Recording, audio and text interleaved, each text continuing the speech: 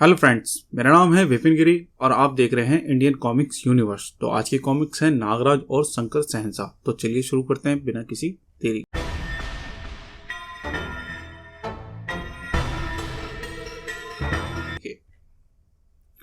पिछली बार प्रियंकाकारी मणि में आपने पढ़ा गोगा और टॉम नाम के दो बदमाश तूफान में फंसकर इच्छाधारी सांपों के नागमणि द्वीप पर पहुंच जाते हैं। नागमणि द्वीप पर वे नागों की कुल देवी की मणि को उड़ाकर भाग निकलते हैं। मणि की तलाश में नाग मणिराज का पुत्र इच्छाधारी नाग विषप्रिय गोगा और टॉम की खोज में चल पड़ता है। उधर बंबई में स्वामी शंकर शहंशाह नागराज को पाने के लिए स्नेक शो का आयोजित करता है।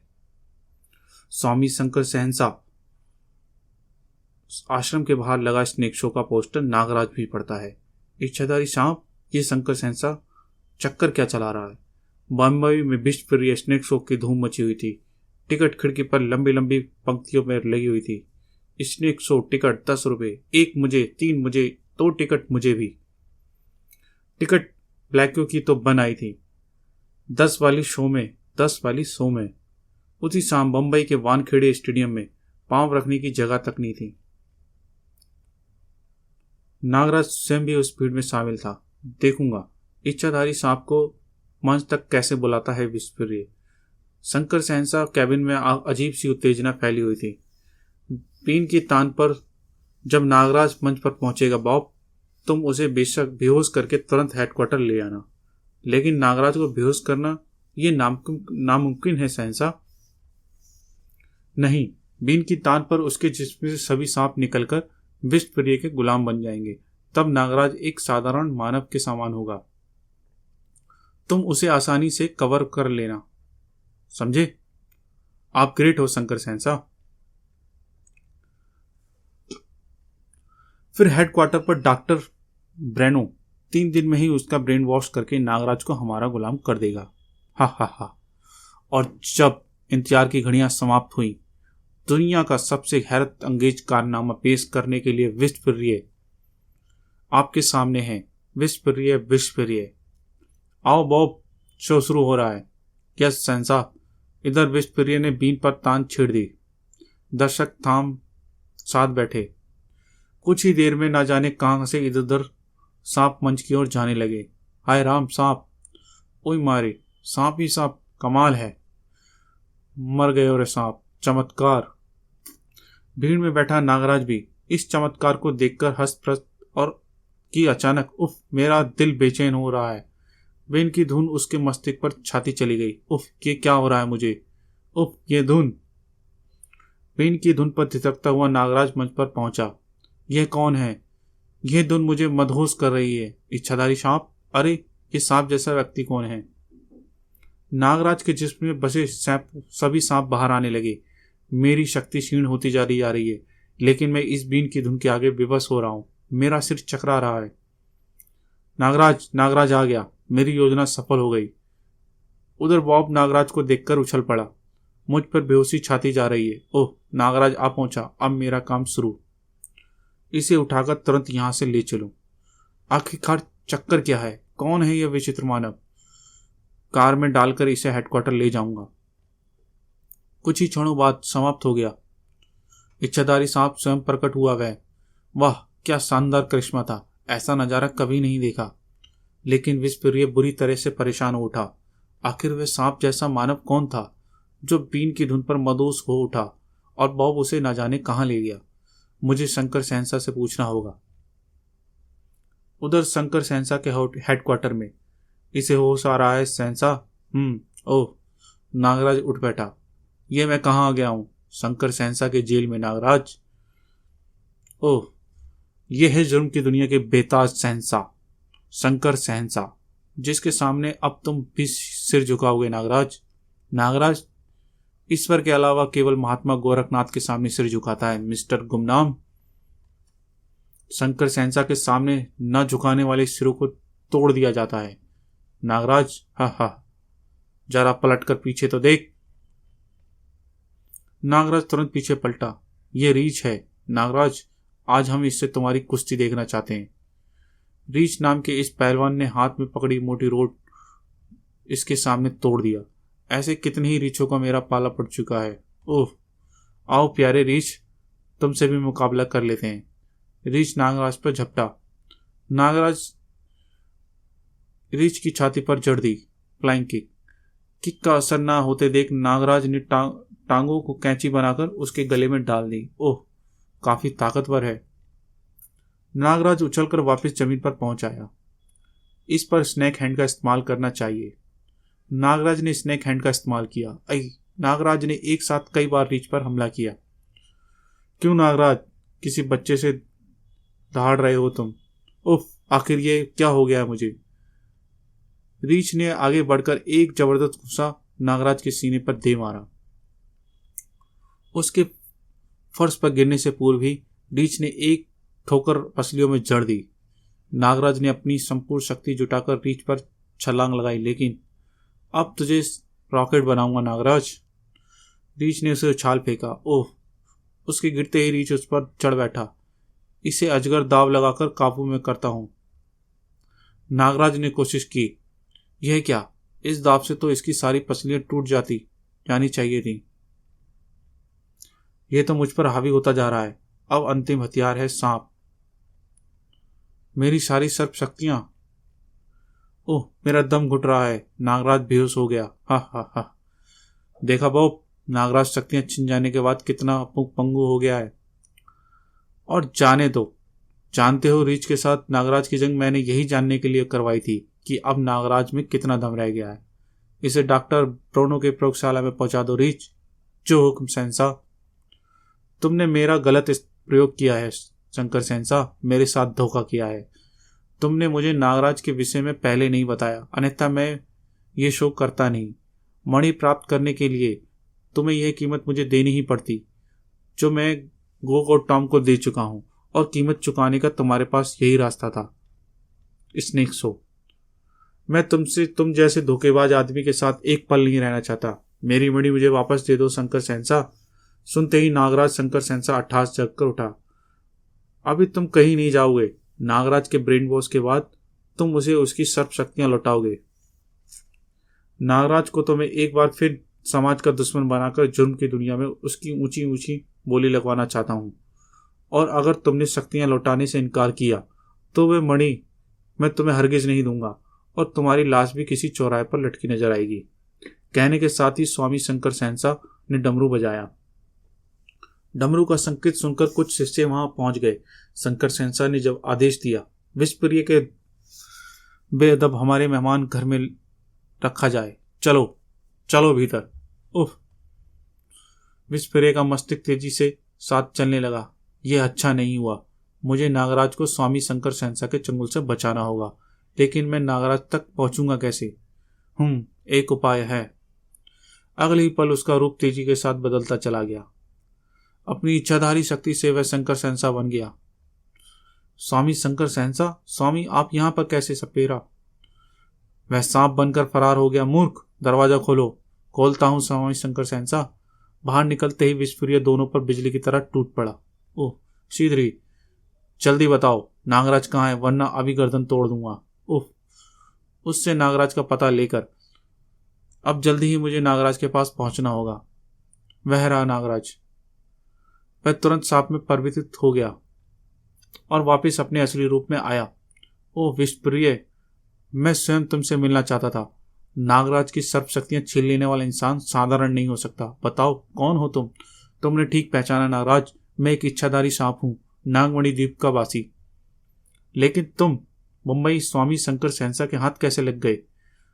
मणि के कारण। उसकी तलाश में नागमणि द्वीप से चला था और एक जहाज के कप्तान से मदद के लिए मुंबई आ पहुंचा। मोगा और टॉम इसी शहर का नाम लिया करते थे। मुझे इतने बड़े शहर में उन्हें ढूंढना ही होगा। उफ, आज पूरे 2 माह हो गए, मगर उन कमीनों का कोई पता ठिकाना नहीं। अचानक मैं चौंक पड़ा। अरे, उन्हें रोकना होगा। ठहरो ठहरो टॉम, गोगा, शैतानो। मुझे देखते ही टॉम गोगा ने मानो सांस ही रुक गई। गोगा, विश्वप्रिय, भागो।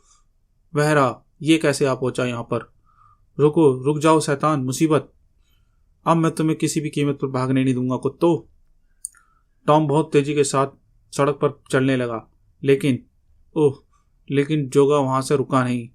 और ओह, वह उस आश्रम में जा रहा है। मुझे बचाओ स्वामी शंकर सहनसा।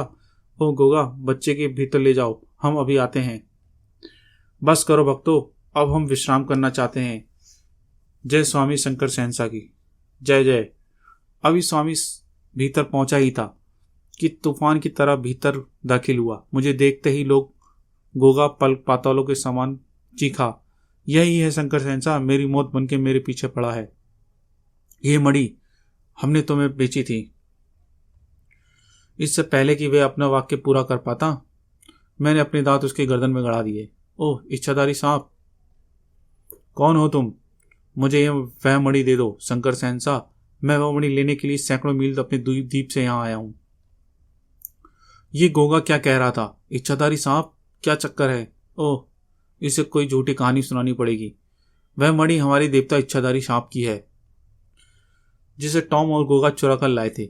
अगर वे मणि वापस देवता की मूर्ति पर ना प्रतिष्ठित हुई तो देवता का कहर हमारे पूरे द्वीप पर टूट पड़ेगा। मुझे वह मणि दे दो स्वामी शंकर सहनसा, बदले में तुम जितना चाहोगे कीमत मैं तुम्हें दूंगा।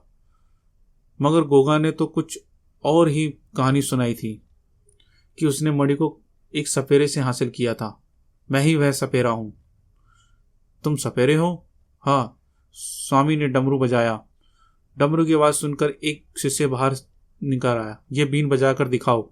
ओह, अगर ये सपेरा है तो बीज अवश्य बजा लेगा। पी सांप, अरे बाप रे, बंद करो बीज बजानी। मैंने तुरंत बीन बजानी बंद कर दी और सांप धीरे धीरे कमरे से बाहर निकल गए। अद्भुत, कमाल का फन है तुम्हारे अंदर। अब तो तुम्हें यकीन हो गया ना कि मैं वही सपेरा हूं। जान बची। और अचानक कुछ सोचते सोचते स्वामी शंकर की आंखें चमक उठी। अगर एक स्नेक शो हो और उसमें ये बीन बजाकर दूसरे सांपों के साथ नागराज हो, वाह। उसने डमरू बजाया। बॉब, आपका संकेत समझ गया शंकर सहनसा। सुनो विस्फोर्य, अगर तुम मणि वापस पाना चाहते हो तो तुम्हें हमारा आदेश मानना होगा। मानूंगा, कहकर देखो। और बस नागराज, लेकिन मैं नहीं जानता था कि इस शो के पीछे उनका मकसद है कि वे तुम्हें स्टेज से तुम्हें देखकर उछल ही पड़ा था। तुम कौन हो नागराज, और ये लोग तुम्हारे पीछे क्यों पड़े हैं? नागराज के पीछे जुर्म की पूरी दुनिया पड़ी है विस्फोर्य। अकेले फ्रांस के माफिया ने ही मेरे सिर पर कीमत 2 करोड़ रखी है। लेकिन नागराज, ये लोग तुम्हें मारना नहीं चाहते, बल्कि ब्रेन वॉश करके तुम्हारा नीलामी करना चाहते हैं। ओह, अच्छा हुआ तुमने मुझे इनके इरादों की भनक दे दी। और अब मैं तुम्हें बता दूं विस्फोर्य, मैं यहां बंबई क्यों आया हूं।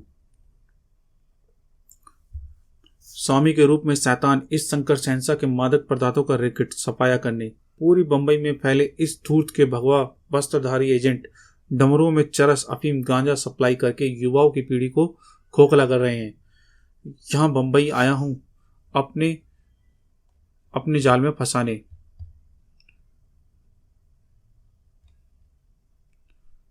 परंतु लेकिन उल्टा उसी के जाल में फंस गया। विस्फोर्य, अब मुझे तुम्हारी मदद की जरूरत है। मुझे मेरी शक्तियां लौटा दो। डॉक्टर ब्रूनो के आने से पहले मैं तुम्हें तुम्हारी मणि भी वापस दिलवाऊंगा। मैं कुछ ही देर में तुम्हारी सर्व शक्तियां वापस लौटाता हूं। मेरा इंतजार करना नागराज, मैं बीन लेकर अभी आता हूं। विस्फोर्य को जाते ही कुछ देर बीत चुकी थी। तैयार हो जाओ नागराज, डॉक्टर ब्रूनो तुम्हारा ब्रेन वॉश करने की ख्वाहिश रखते हैं। ब्रेन वॉश तो मैं करूंगा तुम्हारा, कुछ देर रुको। हेलो। डॉक्टर ब्रूनो अपनी तैयारी में जुट गए। विस्फोर्य को आने में देर ना हो जाए।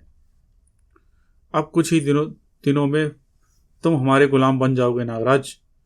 अब मैं वह बटन दबाने जा रहा हूं नागराज, जिससे तुम्हारा मस्तिष्क सुन्न हो जाएगा।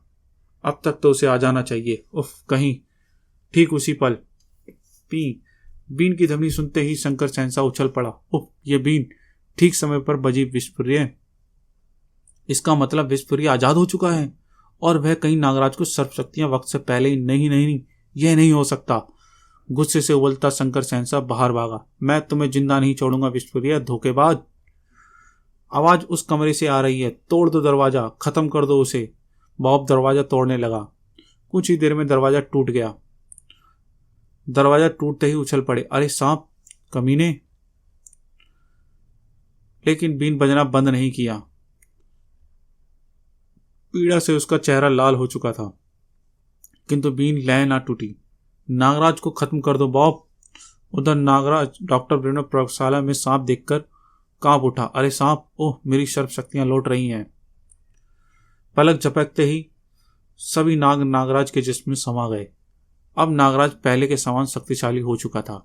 उसने अपने बंधन तोड़ डाले। अब मैं तुम्हारा मस्तिष्क सुन करूंगा डॉक्टर। नहीं, मुझे माफ कर दो नागराज, मुझे माफ कर दो नागराज। नागराज ने बटन दबा दिया। एक बीन की आवाज बंद हो गई। विस्फुर्य! ओह विस्फुर्य, यह क्या हो गया? मेरा समय पूरा हो गया मित्र। तुमसे एक विनती है, मणि को वापस नागमणि द्वीप पर पहुंचा देना। तुम्हारी जान बच सकती है। मैं तुम्हें अस्पताल नहीं नागराज, उस कमीने शंकर सहसा को जीवित मत छोड़ना। उसे रोको, उसे समाप्त कर दो। जाओ नागराज, जल्दी। शंकर सहसा, मैं आ रहा हूं। बाहर निकलते ही रीच और बॉब ने नागराज का रास्ता रोक लिया। अब तुम बचकर नहीं जाओगे। ओह तुम! बॉब ने कटीली स्टील के लोहे से उस पर मारी। रीच की शारीरिक शक्ति वह परिचित था। रीच ने उसे जैसे ही हमला किया, नागराज ने उसे अजगर दाव में जकड़ लिया। ओह! इस बार अजगर दाव से रीच अपनी पसलियां टूटने से ना बचा सका।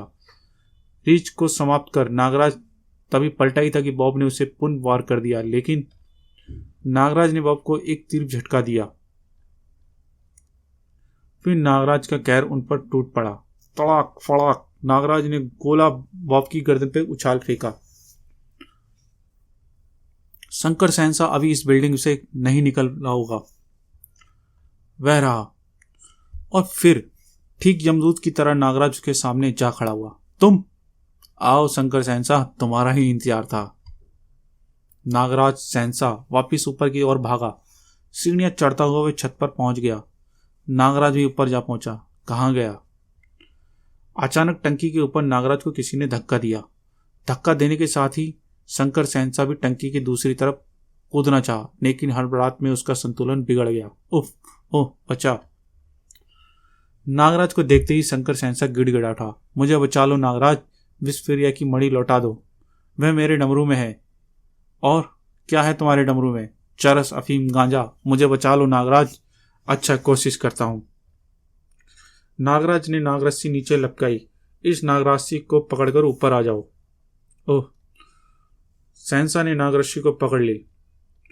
इस प्रकार वह वापस छत पर आ खड़ा हुआ।